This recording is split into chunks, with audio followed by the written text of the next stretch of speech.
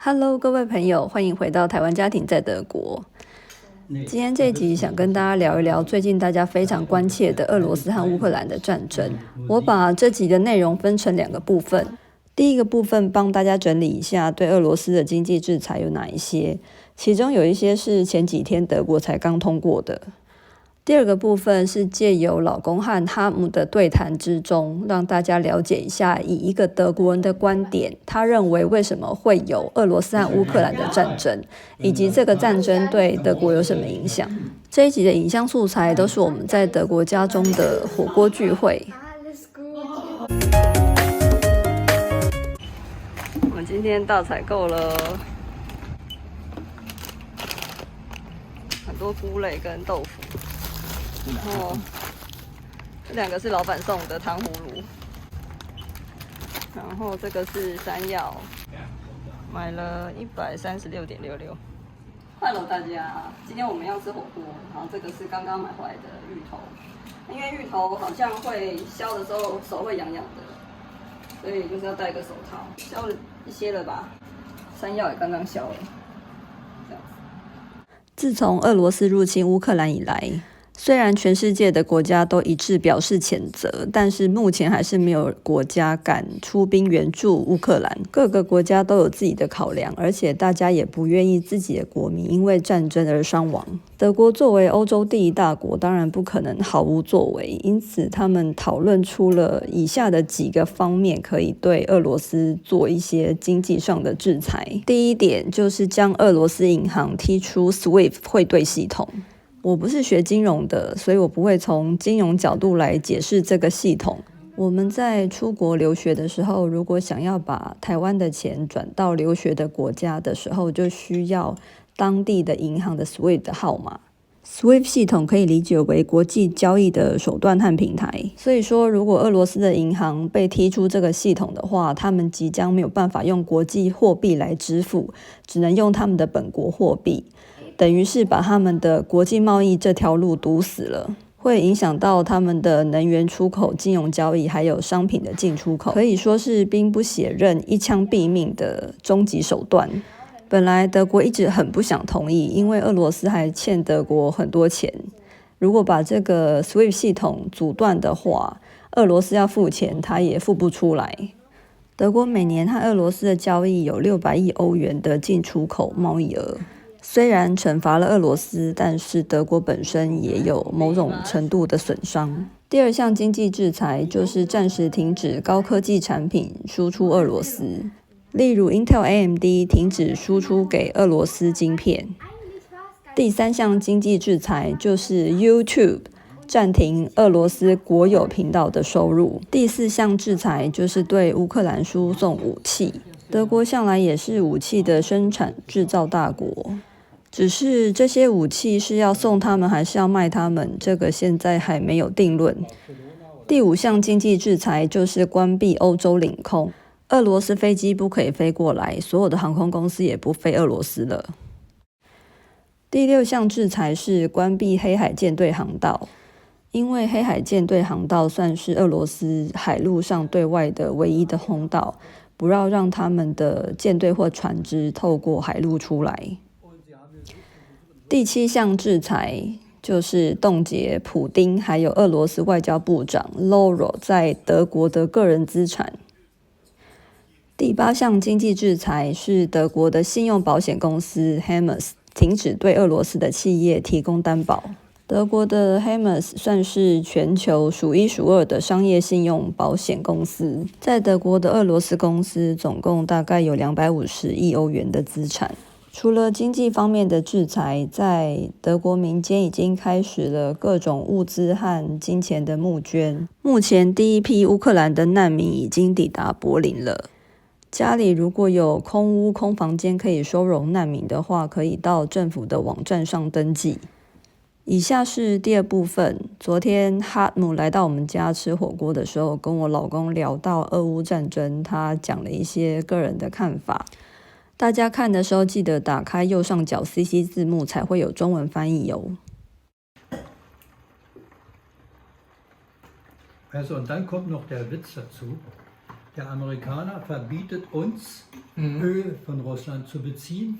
Er hat aber 55% seiner Öleinfuhr ist von Russland. Und, Ihm gestellt er das zu und uns will das verbieten. Du sollst bei den Gas kaufen alles. Ja, ihren Fracking-Gas da, ne? Ja. Was nachher viel teurer ist und umweltschädlicher. Hammer. Die Amerikaner wollen die nur Geld verdienen. Die wollen nur Geld kriegen. Und da wandern die Länder ganz in Nordafrika, nur wegen dem Öl. Und nachher stellt sich raus, das, was Sie gesagt haben, warum Weil Ukraine kein Öl hat.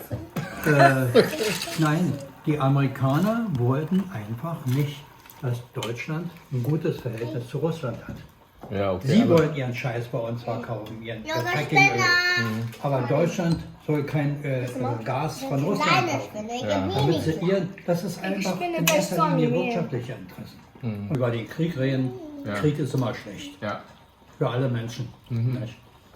Aber wenn ich dich so ärgere, dass du nur noch rot siehst und mir an die Gurgel gehst, das hat ja der Westen mit Putin gemacht. Er wollte ja ein gutes Verhältnis zu Europa. Ja. Hat der Amerikaner nicht zugelassen. Er hat ja mit allen versteckten Mitteln versucht, Deutschland, dass sich in Deutschland keine nicht gut entwickelte das Verhältnis zu Russland, weil es zu seinem Nachteil ist, muss man mal klar sagen. Und das hat er ja, das sind ja nur wirtschaftliche Interessen bei den Amerikanern, was in Russland die Oligarchen sind, das sind eben die großen Geldgeber für solche Sachen, für die Geheimdienste, die in solchen Ländern dann gegen den Staat irgendwas machen, was für die Amerikaner gut ist. Aber du weißt ja, dass Putin 5 Jahre in Deutschland Interessen gewonnen hat. Ja, das natürlich. Ja. Aber der hat da nicht gewohnt, er hat als Geheimagent Gearbeitet. Oder er war für nicht gearbeitet, KGB, er war ne? KGB-Offizier. Ja. Der war kein kleiner Spion oder so, Ja, der war ja. einfach KGB. Die hatten ja die Macht in der DDR. Offizier in Deutschland. Ja. Gearbeitet. als Agent. Ne? Nicht als Agent, als KGB-Offizier. Aber KGB ist doch der Geheimdienst. Der Geheimdienst, inwieweit er da was gemacht hat, ist mir nicht bekannt. Aber die Russen hatten natürlich alle Macht. Aber seine Tochter ist ja hier geboren, ne? Ja? Ja. Ach so, da bist du mir voraus, das weiß Ich habe ein bisschen geguckt. Ne?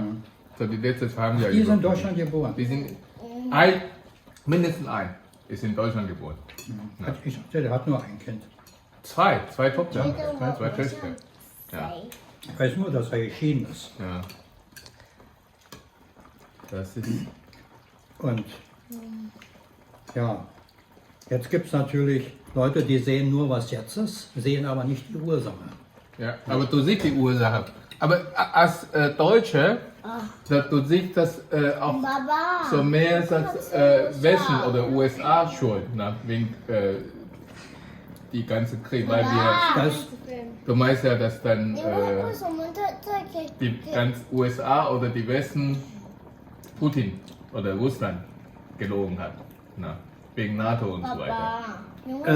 Weißt du, viele verdrängen das schon. Ja. Das ist nicht wichtig. Für die Russen war das schon wichtig. Sie geben uns die Freiheit. Okay, bitte. Gorbatschow macht die Grenzen auf. DDR durfte sich uns angliedern, dass keiner geglaubt hat, dass das mal passiert. Und alle anderen Sowjetrepubliken, die wurden zum größten Teil verselbstständigt. Die konnten selbstständig werden.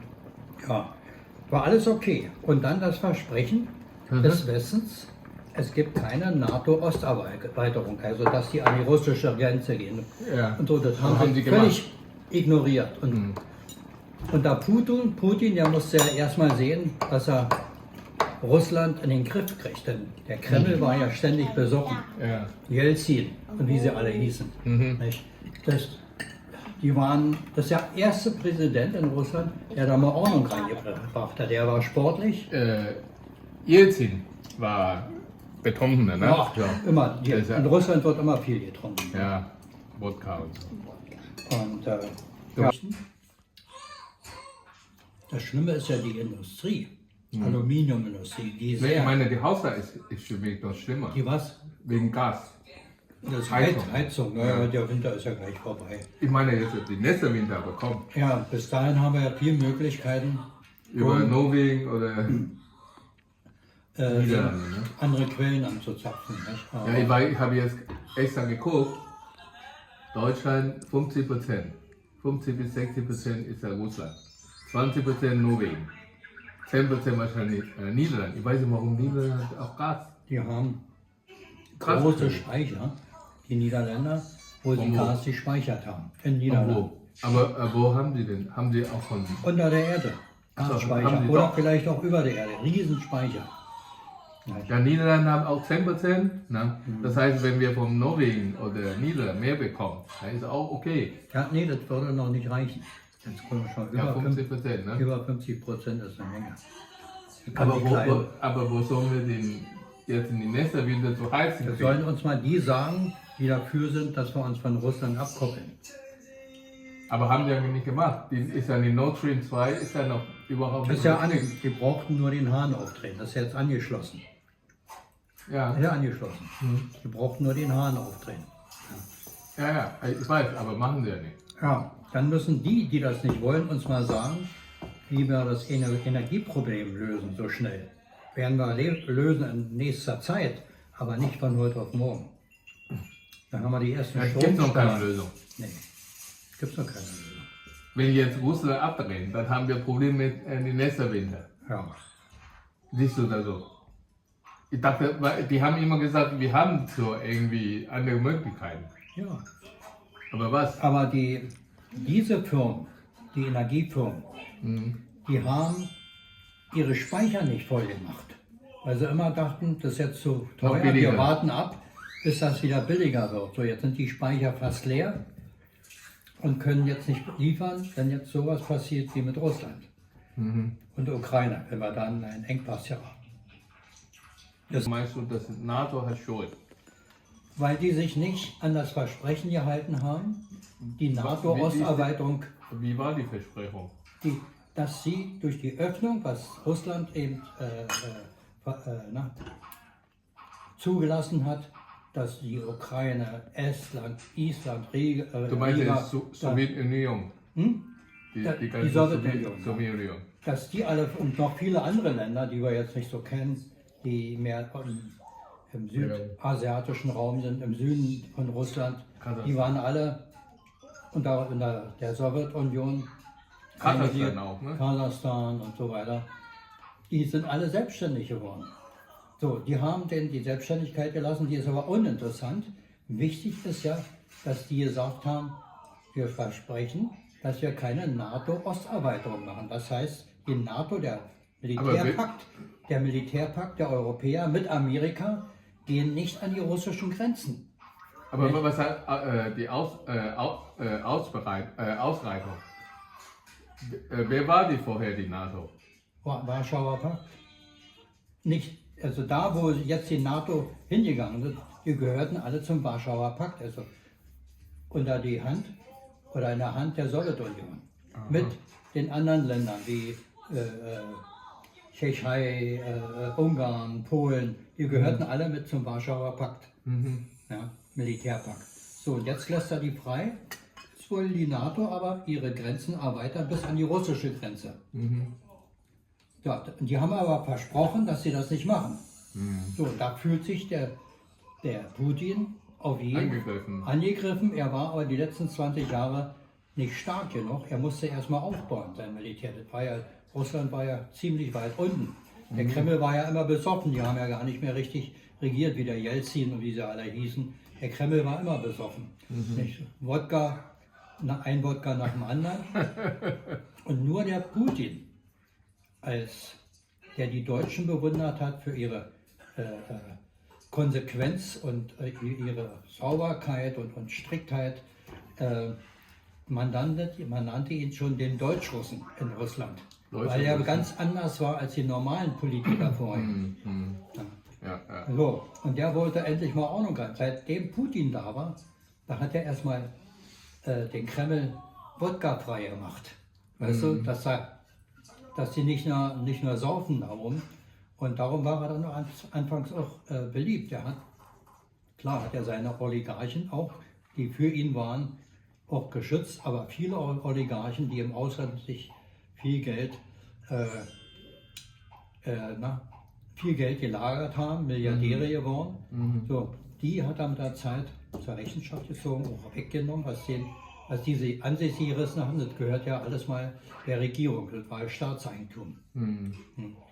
Ja, und das fanden viele Russen auch gut. Es ging ihnen ja auch immer besser, wenn du mal überlegst. Wir waren ja in Hainan vor einigen Jahren, vor 5, 6 Jahren. Die wie heißt die Stadt da, wo, fällt mir jetzt nicht ein, der Badeort. Hainan, ja. Der Badeort auf Hainan. Nur Russen. So viel touristische Russen da. Auch hier in Österreich, wo wir im Urlaub waren. Auch in Da hast du viele Chinesen, aber auch viele Russen erlebt. In unserem Hotel waren Russen, die dann zwar mit dem Auto dahin kamen, in so einem kleinen Bus. Und da habe ich gesagt, Mensch, kommt ihr aus Russland? Ja, sagte er, mit dem Wagen, mit 3 Familien saßen die da drin. Aber sonst sind die auch in ganz Europa. So gut ging es denen noch nie, wie am Anfang unter Putin. Ne?